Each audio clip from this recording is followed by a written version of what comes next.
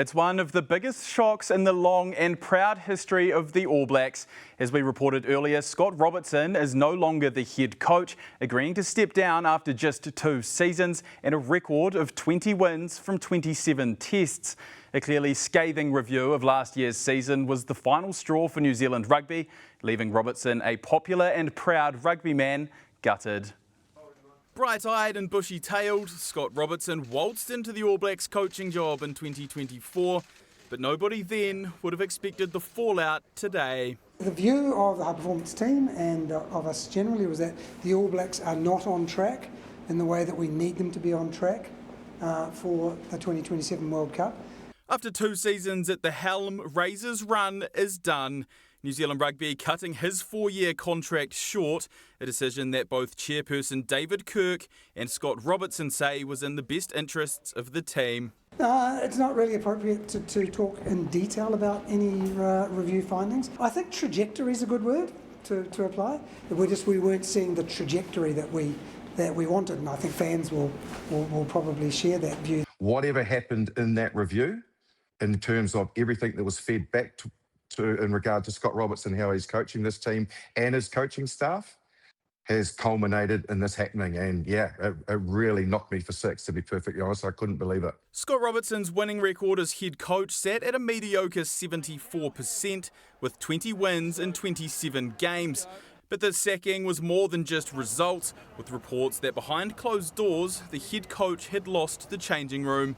Senior players removing their support, including reports Ardie Savea was refusing to play unless changes were made. It's not player power, it's the mature and appropriate listening to players. 3 News managed to catch Scott Robertson out for a bike ride with his wife in Christchurch today, but he wouldn't stop to chat on camera. Instead, he provided a statement saying, "Coaching the All Blacks has been the honour of my life. After discussions with NZR, I believe it's in the best interests of the team for me to step aside. As you can imagine, I am gutted by this outcome. I care deeply about this team." David, are you concerned that this is going to split the player group over this?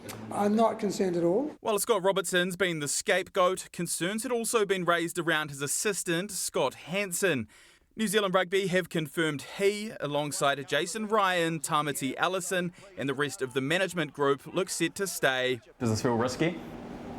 No, it's always, for me, in situations like this, it's much riskier not to change. New Zealand Rugby says the recruitment process for the new coach is underway, with an update scheduled for the coming days. From the outset, it currently looks like Highlanders coach and All Blacks 15 coach Jamie Joseph is the top contender. Netball New Zealand had their fair share of coaching scandals in 2025, but today some positive news for the organisation.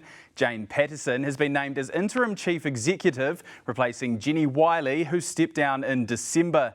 Patterson has more than 3 decades of sport management experience, including being the Chief Operating Officer of the 2023 FIFA Women's World Cup in New Zealand.